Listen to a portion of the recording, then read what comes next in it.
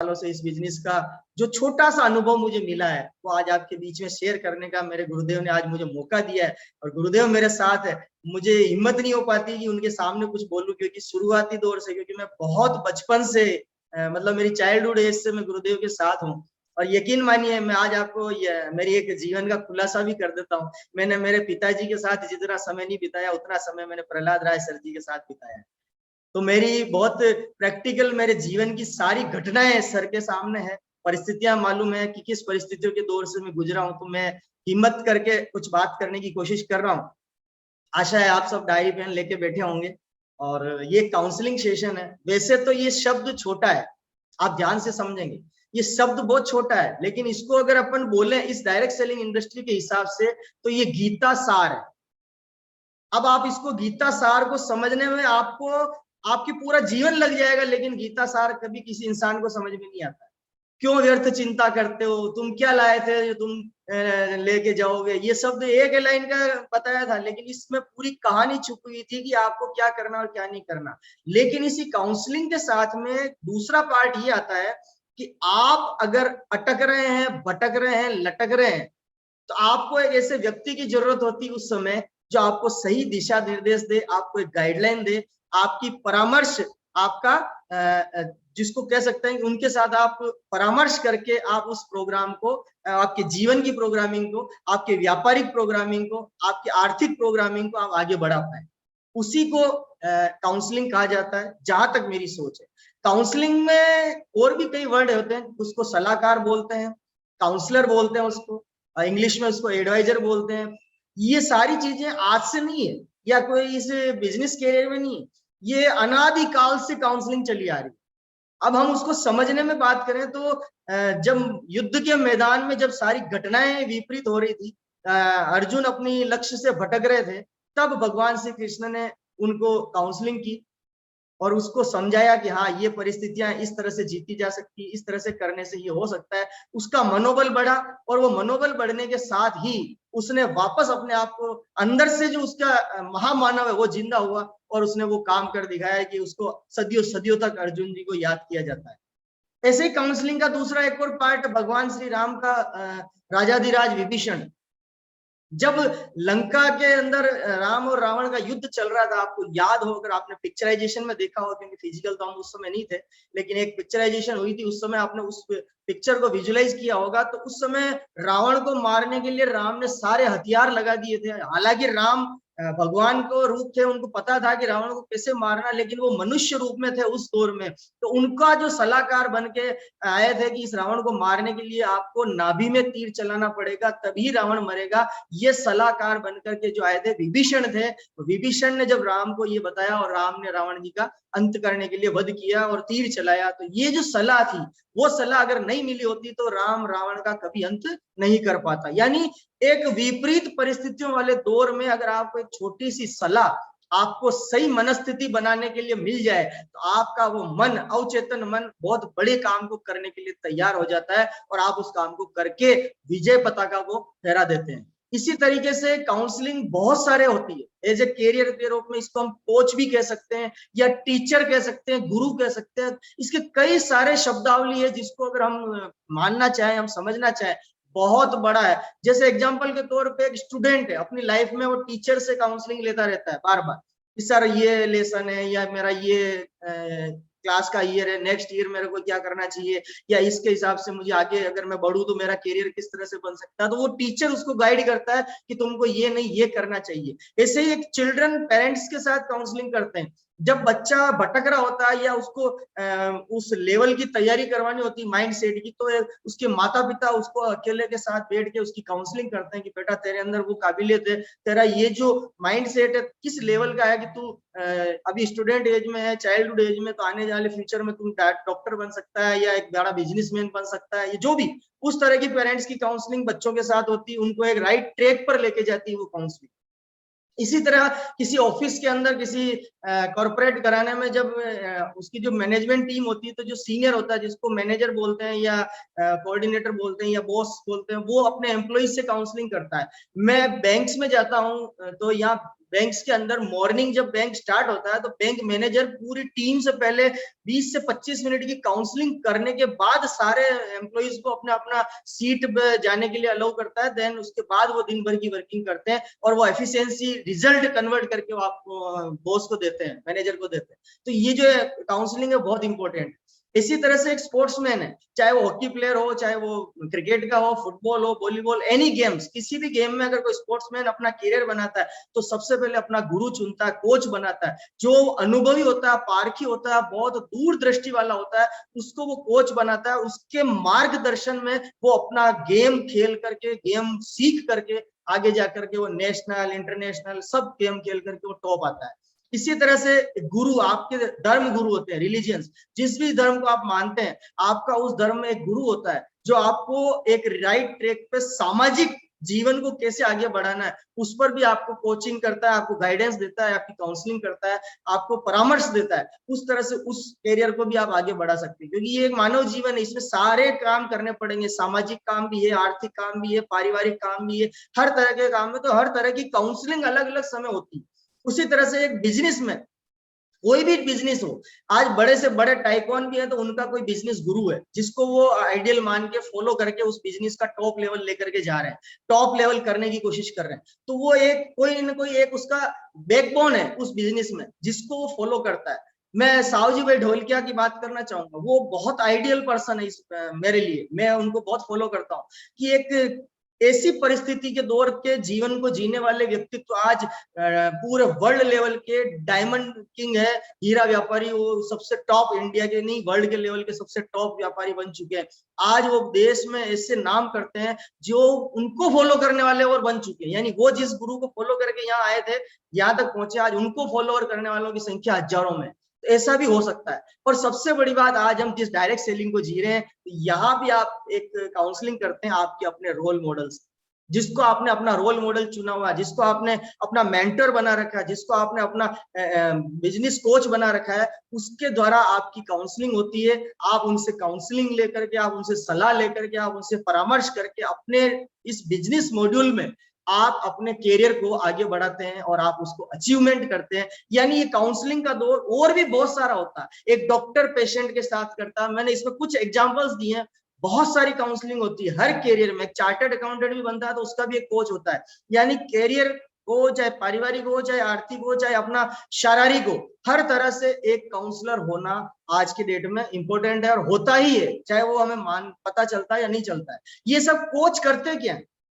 ये सारे जो कोच हैं जिनको हम मानते हैं कि ये हमारा गुरु है, हम बार बार कहते हैं ये गुरु जिन्होंने मेरी दिशा बदल दी, ये गुरु हमें सही एडवाइस देते हैं जब हम भटक रहे होते हैं या कोई कारण से ग्रोथ नहीं कर पा रहे होते हैं या किसी भी कारण से हमारी मनस्थिति कमजोर हो जाती है, तो ये हमें सही एडवाइस देते हैं और साथ में सपोर्ट करते हैं कि आप कर सकते हो, आपका ये कारण है, इस कारण को आप दूर कर लेते हैं अगर आप इस प्रैक्टिकल तरीके से, तो आपको ये काम आगे जाके इस लेवल तक आप कर सकते हैं। यानी ऐसी सलाह, ऐसा सपोर्ट आपको देते हैं, एक आपकी सहायता करके आपको असिस्टेंट करते हैं, गाइडेंस देते हैं कि यस आप कर सकते हो, इस दिशा पे चलिए, यहाँ तक तो आप आ गए हो, अब आपको सिर्फ इतने से स्टेप और फॉलो करना है, आपकी कामयाबी आपके पास निश्चित तौर पर। और ऐसे ऐसे टिप्स देते हैं जिनकी वजह से आप आपके कैरियर में ब्रेक करके बैठे हैं, वो टिप्स आपको मिलते हैं। उदाहरण के तौर पर यहाँ पर एक छोटी सी कहानी बताना चाहूंगा। मतलब एक ऐसे एक पागल खाना था, उस पागल खाने में एक बच्चा भर्ती किया हुआ था, यानी वो कुछ मेंटली डिस्टर्ब था, तो उसको वहां पर ले रखा था। और एक कार वाला वहां से रोड से गुजर रहा था और अचानक उसका एक टायर पंचर हो गया। अब वो टायर पंचर हो गया, उसने उतरा, अपने टायर को खोला, नट वट खोल के, चारों नट खोल के टायर को बाहर खींच रहा था। खींचने के दौरान में टायर जमीन की मिट्टी से रगड़ खाया और जो नट खोल के रखे थे वो नट उस टायर से टकराए और चारों नट बगल में एक पानी के छोटा सा पोंड बना हुआ था उसमें गिर गए। अब वो परेशान, दूसरा टायर लगाना, लेकिन उसके पास चारों नट नहीं है क्योंकि वो पानी में गिर गए और पानी में से उसको निकालने की हिम्मत नहीं थी क्योंकि तैरना नहीं जानता था।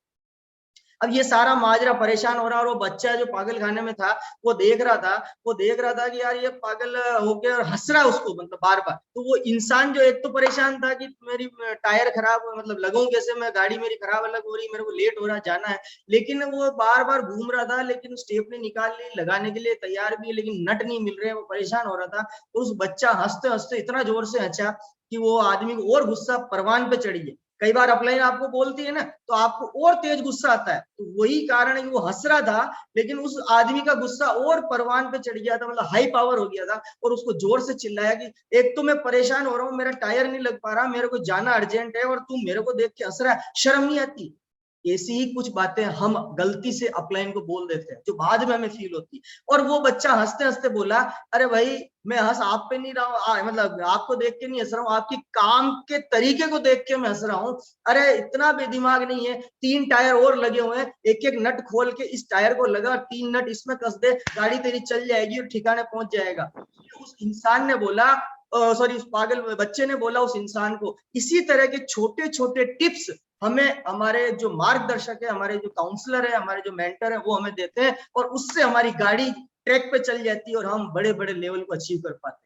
ये है एडवाइजर का काम, ये है कोच का काम, ये है काउंसलर का काम, ये सक्सेस टूल ऑफ माइंड है मेरी नजर में। काउंसलिंग, अगर आप रियल में सक्सेस चाहते हैं तो आपको काउंसलिंग करनी पड़ेगी, आपको काउंसलिंग लेनी पड़ेगी, आपको उसको एक तरह से माइंड का अपग्रेडेशन कह सकते हैं शॉर्ट में, ये करने का आपको मौका मिलता है। यानी आपका माइंड थॉट प्रोसेस जो जहां ब्रेक हो जाता है, उस ब्रेक पॉइंट को तोड़ने का काम काउंसलिंग है, और वो काम आपके मेंटर ही कर सकते हैं और कोई नहीं कर सकता। इसी तरह से इंपॉर्टेंस ऑफ काउंसलिंग क्या है, इंपॉर्टेंस क्या है?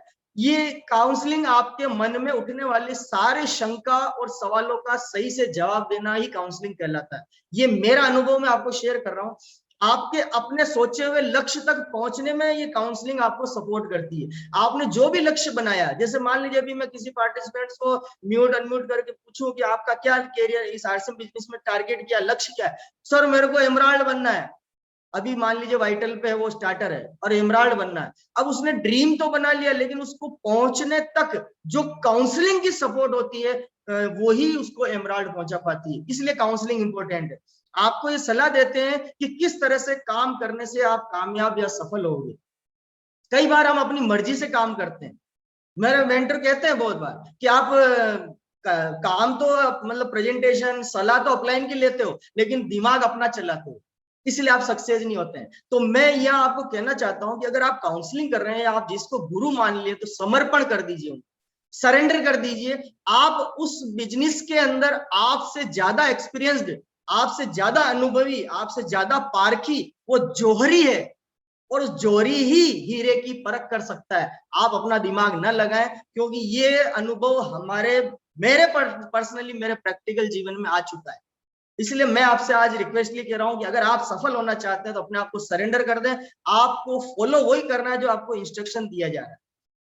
विपरीत परिस्थितियां होने पर उनसे कैसे जीता जा सकता है? चारों तरफ अंधेरा हो, अंधेरा मीन्स चारों तरफ आपको रास्ता नजर नहीं आ रहा हो, उस समय एक छोटा सा दीपक जिसमें एक लो जलती है बत्ती की, वो बाती की लो यानी चारों तरफ प्रकाश कर देती। वैसे ही आपके इस इंडस्ट्री के अंदर कैरियर में जब आप विपरीत परिस्थितियों में होते हैं, तब आपको अपलाइन, आपका कोच, आपका काउंसलर वो छोटी सी बाती के रूप में जला के प्रकाश देने का काम करता है। वो ही मेरे हिसाब से काउंसलिंग है। आपके भीतर छुपी हुई ताकत और प्रतिभा को बाहर निकालने में मदद करता है। आप नहीं जानते आपके अंदर क्या है। सचिन तेंदुलकर को कभी ये नहीं पता था कि मैं वर्ल्ड का टॉप बनूंगा, लेकिन उस कोच को पता था, उसका जो कोच था, उसके जो गुरु थे, उसको पता था कि सचिन को इस लेवल पर है, उससे मैं उस टॉप लेवल तक मैं ले जाने के लिए मैं उसको मतलब ट्रेन करूंगा, और वो एक दिन नेशनल नहीं इंटरनेशनल में टॉप बनेगा। मोहम्मद अजहरुद्दीन का जो स्पेशल था कलाइयों से बैट को खेलना, वो आज तक कोई भी क्रिकेटर वर्ल्ड में पैदा नहीं हुआ, उसका डुप्लीकेट नहीं बन पाया। यानी उसके अंदर जो खूबियां है वो केवल उसका गुरु ही जानता है, इसलिए वो गुरु उसको बाहर निकालने में मदद करता है। और इंपॉर्टेंस ऑफ काउंसलिंग, वैसे तो इन सारे काम के लिए जो आप कोच बनाते हो उसमें लाखों रुपए का खर्चा होता है। आप बाहर की दुनिया में जो मैंने बताया, आप अगर एक टीचर को स्टूडेंट कोच बनाता है तो उसका लाखों रुपया सालाना एक्सपेंडिचर लगता है, तब जाके वो अपना कैरियर बना पाता है। इसी और सब इंडस्ट्री में आप देख लीजिए, चाहे वो गेम्स स्पोर्ट्स इंडस्ट्री हो, चाहे आपका एजुकेशन इंडस्ट्री हो, चाहे आपका मेडिकल इंडस्ट्री, हर जगह आपका कोई गुरु अगर आप बना रहे हैं तो लाखों रुपया खर्चा करना पड़ता है। और विश्व की एकमात्र ये ऐसी इंडस्ट्री डायरेक्ट सेलिंग जहां पर आपको कोई खर्चा नहीं करना पड़ता, और यहाँ बिना खर्चे के आपका एक्टिव एंड ग्रोइंग अपलाइन आपके साथ हर वक्त आपको कामयाब करने के लिए लगा रहता है, और वो कोई फीस नहीं लेता है। ये है importance of counselling in direct selling. यहाँ पर आप ये मान के चलिए, आपका काउंसलिंग अगर अप्लाई कर रहा है तो आपको टॉप ले जाने के लिए कर रहा है, नहीं कि आपको डाउन करने के लिए कर रहा है। आप जिस दिन टॉप जाएंगे आपका अपलाइन भी टॉप जाएगा, ये पता है। इस इंडस्ट्री का ये पावर है, कर भला तो हो भला। इसलिए इस नेचर से आपको अपनी टीम के साथ आप अपने एक्टिव एंड ग्रोइंग अपलाइन का जो समय आप ले रहे हैं उस समय को अपनी कामयाबी के लिए लगाना जरूरी होता है। आपके अंदर छुपी हुई प्रतिभा को वो देख लेता है और उसको बाहर निकालने की वो कोशिश करता है।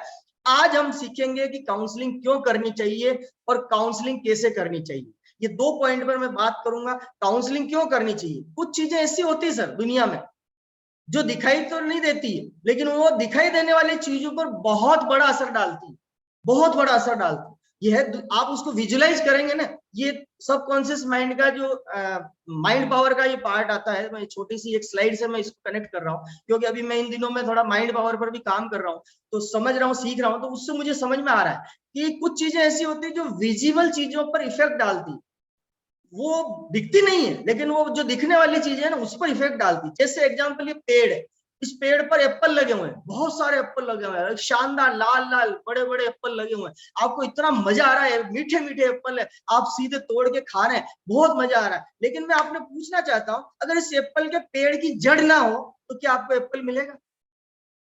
एनीवन जो होस्ट है मेरे साथ, मैंने बोला था मैं मेरी खुरापात। No sir. या अगर इस पेड़ पे जितने शानदार एप्पल आपको दिख रहे हैं, लेकिन दिखने वाला तना और उसकी ब्रांचेज, उसकी पत्तियां और उसका फल है, लेकिन नहीं दिखने वाला पार्ट है, वो क्या है? वो ये जड़ है, जिसकी वजह से पूरा पेड़ आपको छाया भी दे रहा है, फल भी दे रहा है और हरियाली दे रहा है, हवा पानी दे रहा है, सारी चीजें आप उससे मिल रही। तो ये जड़ जो है ना, ये इंपॉर्टेंट है, ये विजिबल नहीं होती, अनविजिबल है। जो धरती की लेवल है, पृथ्वी का जो धरती का सतह है उसके नीचे के लेवल पर ये होती है, इसलिए ये दिखाई नहीं देती। लेकिन ये काम इतना बड़ा करती है कि जो दिखने वाला पार्ट होता है उसको और मजबूत करा देती है, और मजबूत करा देती है। तो यानी कि प्राप्त होने वाले रिजल्ट पर ये बहुत बड़ा इफेक्ट डालती है।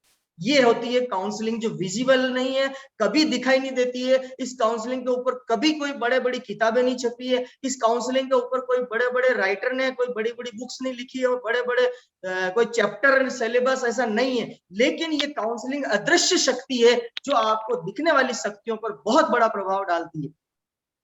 विजिबल का रिजल्ट जो आता है वो, आप चाहे लेंस ले लीजिए, बहुत बड़ा, मतलब जिसका हाई पावर लेंस, अगर आप समुद्र में लेंस लेंगे तो उस लेंस का दायरा जो है, जो राउंड सर्कल या स्क्वायर सर्कल लेंस है, उतने में जो दिख रहा है बस उतना ही वो विजिबल होगा समुद्र।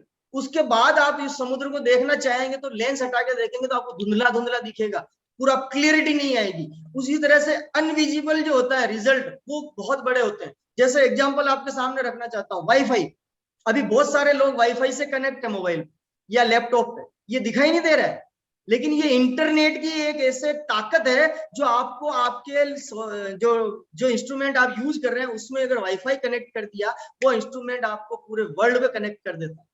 ये पावर है इनविजिबल का। ऐसे ही ब्लूटूथ है आपके मोबाइल में, ब्लूटूथ से आप किसी भी फाइल को ट्रांसफर करना चाहें, इमीडिएट जैसे ब्लूटूथ आपने ऑन किया, आपकी फाइल किसी एक्स मोबाइल से वाई मोबाइल पे चली जाएगी, या लैपटॉप से मोबाइल पर आ जाएगी, मोबाइल से लैपटॉप पे चली जाएगी। जो अदृश्य शक्ति है, यानी एक अगर ब्लूटूथ नहीं होता तो उस फाइल को लेने के लिए हमें कई सारे पापड़ बेलने पड़ते, एक्स्ट्रा मेहनत करनी पड़ती, पेन ड्राइव खरीदनी पड़ती, एक डाटा केबल खरीदनी पड़ती, उसको लगाना पड़ता, पेन ड्राइव में लेना पड़ता, फिर उसके साथ हम लैपटॉप में लगाते, फिर वो फाइल लेते। इतना समय बचाया अदृश्य शक्ति ब्लूटूथ ने या वाईफाई ने, आप इमीडिएट उस पर काम कर लेते हो। ठीक उसी तरह से काउंसलिंग भी इनविजिबल पावर है। ये आपकी काउंसलिंग, आपकी टीम की काउंसलिंग, आपके अपलाइन से, आपके मार्गदर्शक से, या आप अपनी टीम से जब भी करते हैं, ये इनविजिबल पावर है जिसका रिजल्ट जो कि रेशियो अगर मेरे हिसाब से देखा जाए तो विजिबल रिजल्ट 10% होते हैं और इनविजिबल पावर के रिजल्ट 90% होते हैं। ये है पावर इस काउंसलिंग का।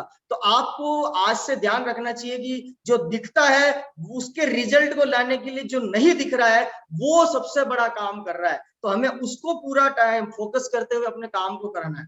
Power of counselling, power of counselling क्या? इस काउंसलिंग से आप एक टीम वर्क, एक टीम का निर्माण कर सकते हैं, जो सब एक लक्ष्य पे लग करके एक टीम भावना से एक बहुत बड़ी को काम को अंजाम तक पहुंचाए, वो टीम वर्क आप करवा सकते हैं। फोकस ऑन बिजनेस, सारी टीम का फोकस एक तरफ लेकर के, और उस काउंसलिंग से आप उस बिजनेस मॉड्यूल में आप अपने टारगेट को, अपनी टीम के छोटे छोटे टारगेट को, उनके अपने टारगेट को आप पूरा करवा सकते हैं। ये पावर है काउंसलिंग से।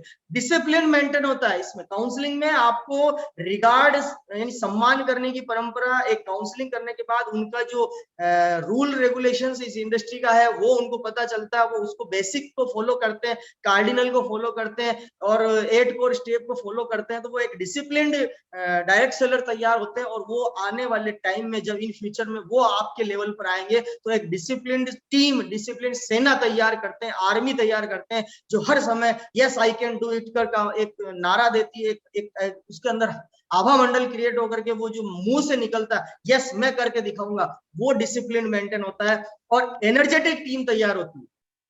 सबसे बड़ी बात है, जिस टीम की काउंसलिंग नहीं हो रही है वो टीम खत्म हो रही है, जिस टीम की काउंसलिंग हो रही है वो टीम ग्रो कर रही है। तो ये सबसे बड़ा यहाँ टीम का काउंसलिंग का पावर है कि वो एनर्जी फील करती है कि आज मुझे एक नया कुछ मिला है। Proper information up to depth, पूरी डेप्थ तक, लास्ट डायरेक्ट सेलर तक प्रॉपर इंफॉर्मेशन चली जाती है काउंसलिंग की वजह से। आप खाली उठाया, कैरी फॉरवर्ड कर दिया, जैसे आजकल चल रहा है, व्हाट्सएप पे कोई मैसेज डाला, आपने उठाया बिना पढ़े, ठक फॉरवर्ड फॉरवर्ड फॉरवर्ड, ऐसे नहीं। उस मैसेज का पहले मीनिंग आप समझें कि अपलाइन ने या टीम में आपके ग्रुप में कोई अगर मैसेज सीनियर के द्वारा आया तो उसका रीजन और विजन आपको पता होना चाहिए, फिर उसको फॉरवर्ड करें। देन फॉरवर्ड के बाद काउंसलिंग शुरू करें कि आपको एक मैसेज भेजा है, उसका रीजन ये काम है, इसको ऐसे ऐसे करना है, और अगर आपको और कोई जरूरत पड़े तो टीम से मेरी काउंसलिंग करो। यानी प्रॉपर डेप्थ तक आपकी काउंसलिंग होगी, जिसके परिणाम बहुत बड़े हो सकते हैं। Counselling create a leader factory. मेरा ये मानना है पर्सनली, पिछले इस लॉकडाउन पीरियड से 1.25 साल में जो मैंने कुछ परिवर्तन किया है, लीडर्स क्रिएटर फैक्ट्री बन सकती है काउंसलिंग आपका। क्योंकि काउंसलिंग से एक एक व्यक्ति की मनस्थिति को पढ़ा जा सकता है, उसकी वास्तविक धारणाओं को समझा जा सकता है कि वो किस लेवल की सोच को रखता है, और उसकी सोच का ब्रेक पॉइंट आपको पकड़ में आ जाता है, उसको आप तोड़ने में कामयाब हो जाते हैं, आप उसको एक बहुत बड़ा लीडर बना सकते हैं और लीडरशिप क्रिएट करवा सकते हैं, और इवन उस पूरी टीम में एनर्जेटिक लीडर क्रिएट कर पाते हैं। ऐसी काउंसलिंग आपके पावर रखती है। और टाइप ऑफ काउंसलिंग, कितने तरह की काउंसलिंग हो सकती है? काउंसलिंग भी अलग अलग तरीके से होती है। जैसे मेरा ये मानना है, इंडिविजुअल काउंसलिंग, 1-to-1 जो काउंसलिंग होती है वो इंपॉर्टेंट होती है। उसके बाद आपकी फैमिली काउंसलिंग, जैसे कई परिवार फैमिली बिजनेस को बिल्ड कर रहे हैं, पति पत्नी है या परिवार में माता पिता है, सभी इसको बिल्ड कर रहे हैं, तो ये जो कपल काउंसलिंग या फैमिली काउंसलिंग, इसको दोनों शब्द के रूप में आप ले सकते हैं, वो हम कर सकते हैं। थर्ड होता है ग्रुप काउंसलिंग। जैसे आपका पर्टिकुलर एक लेग में कोई एक पर्टिकुलर ग्रुप है जिसका ए बी चल रहा है, उसको उससे आपको पता चल रहा है कि ये अगर काउंसलिंग हो जाए इस ग्रुप की तो यहाँ से रॉयल्टी निकल सकती है, यहाँ से टेक्निकल निकल सकता है। उस ग्रुप की आप इंडिविजुअल स्पेशल काउंसलिंग करके आप उसके अंदर वो सारी चीजें, वो सारा प्रॉपर इंफॉर्मेशन आप दे सकते हैं, उसको गाइड कर सकते हैं कि कैसे बड़ा हो सकता है, वो भी एक ग्रुप काउंसलिंग है। और चौथा टीम की काउंसलिंग, यानी ग्रुप काउंसलिंग भी इंपॉर्टेंट है, लेकिन आपके साथ में आपके जो लेवल अचीवर्स हैं, चाहे वो आप मान लीजिए ओनली स्पेशल वाइटल अचीवर्स की आपने काउंसलिंग कर ली, या स्पेशल आपने only diamond club, super diamond club, star diamond club achievers की काउंसलिंग कर ली, या ओनली डिस्प्ले वॉल वालों की आपने काउंसलिंग कर ली, या आपने only pin achiever, star pin achievers की काउंसलिंग कर ली, या रॉयल्टी अचीवर्स की काउंसलिंग करनी। मेरा ये कहना है, स्टार और रॉयल्टी को एक साथ कभी ना लें और स्ट्रिक्टली फॉलो करें। आप स्टार अचीवर को रॉयल्टी के साथ ले लेंगे तो रॉयल्टी की वैल्यू स्टार अचीवर के माइंड में कभी नहीं आएगी।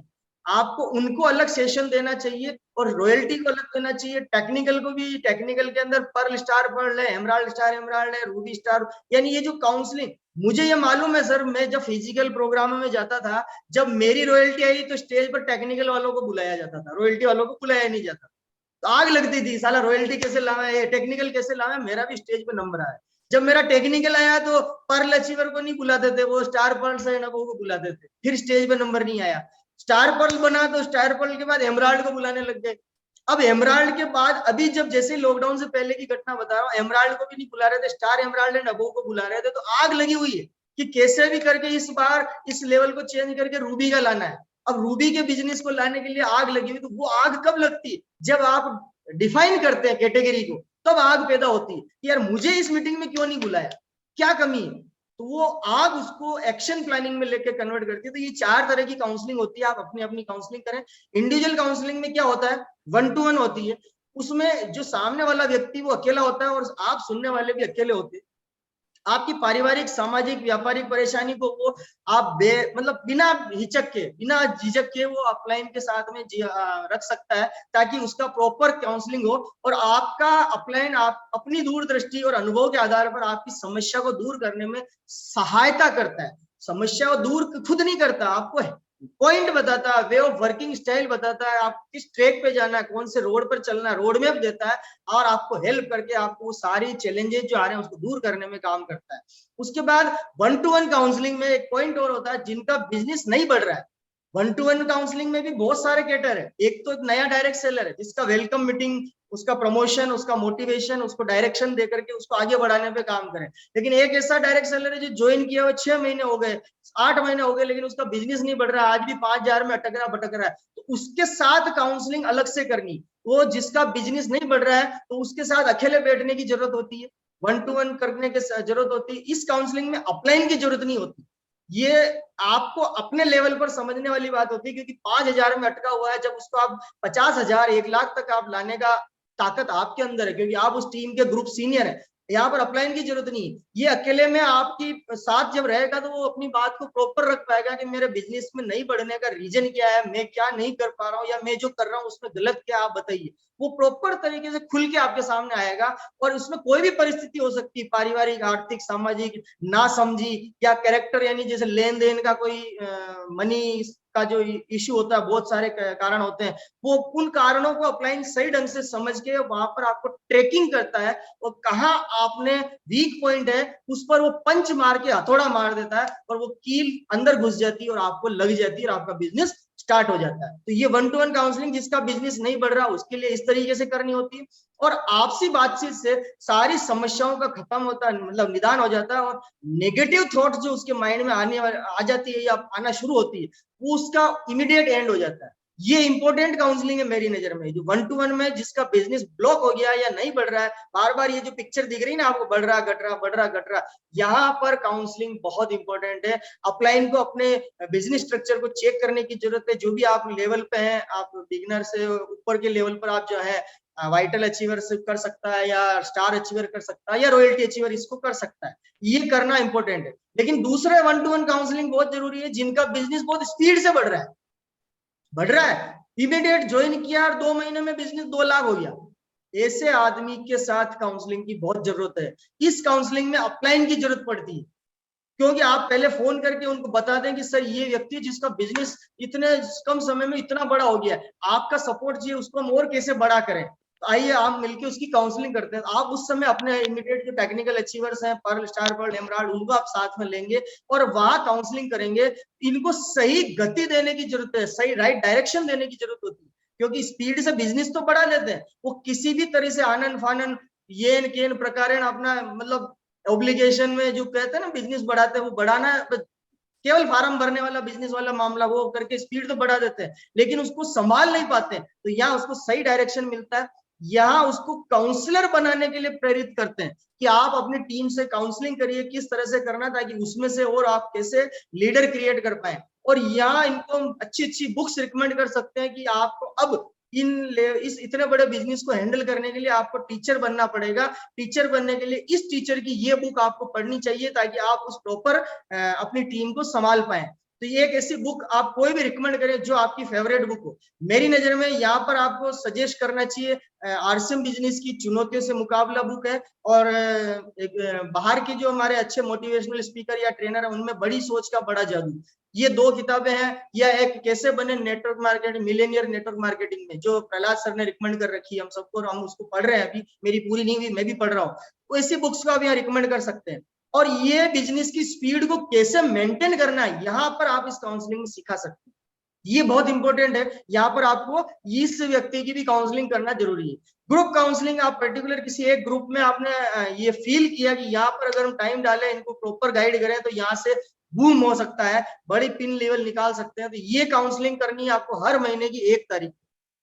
ये रूल बना ले, थम रूल बना ले, 1 तारीख को कोई काम नहीं रहेगा, हम टोटल अपने छोटे छोटे ग्रुप के साथ में पूरे काउंसलिंग करेंगे, डेप्थ तक जाएंगे, और उनको मोटिवेट करके नेक्स्ट पूरा मंथ का टारगेट हम दे देंगे। पिछले महीने की जो भी शानदार क्लोजिंग करी है उनको वेलकम करिए, इतना मार्वलस वेलकम करिए, मिरेकल वेलकम करिए कि उनके अंदर आग लग जाए कि इससे बड़ा पैदा करना है, आप मुझे और बड़ा करना है। उनमें कंपटीशन क्रिएट करिए आपस में, ताकि आपका बिजनेस और मॉड्यूल कंपटीशन मॉड्यूल बने। और टीम के जिन साथियों ने अच्छा काम किया उनका पिक्चराइजेशन प्रमोशन करें कि ये है हमारी टीम के मिस्टर गणेश राव जी, लास्ट महीने में इन्होंने मिरेकल क्लोजिंग की और फाउंडर पर्ल बन चुके हैं। मतलब उनका जो प्रमोशन करेंगे तो उस प्रमोशन से टीम में जो नए रॉयल्टी अचीवर हैं या जिन्होंने स्टार अचीव किया है उनके अंदर ड्रीम्स बनेगा कि मुझे फाउंडर पर्ल जाना है। ऐसे आप प्रमोट करें। वर्तमान महीने का एजेंडा क्या रहेगा आपका, इस पर डिस्कशन होना चाहिए।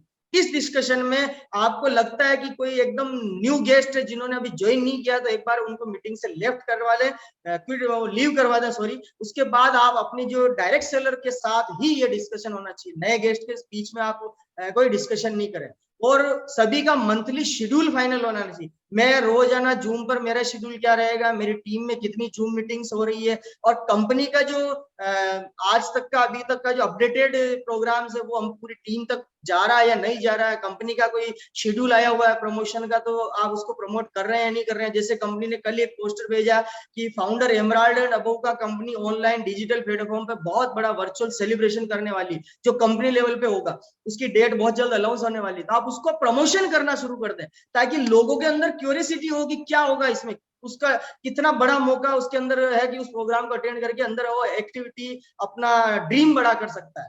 और सभी तरह के कंपनी प्रमोशन की पूरी जानकारी देकर लास्ट मेंबर तक उसको पहुंचाने की जिम्मेदारी टीम के अंदर उसी एजेंडा में, उसी मीटिंग में, ग्रुप काउंसलिंग में करनी जरूरी है।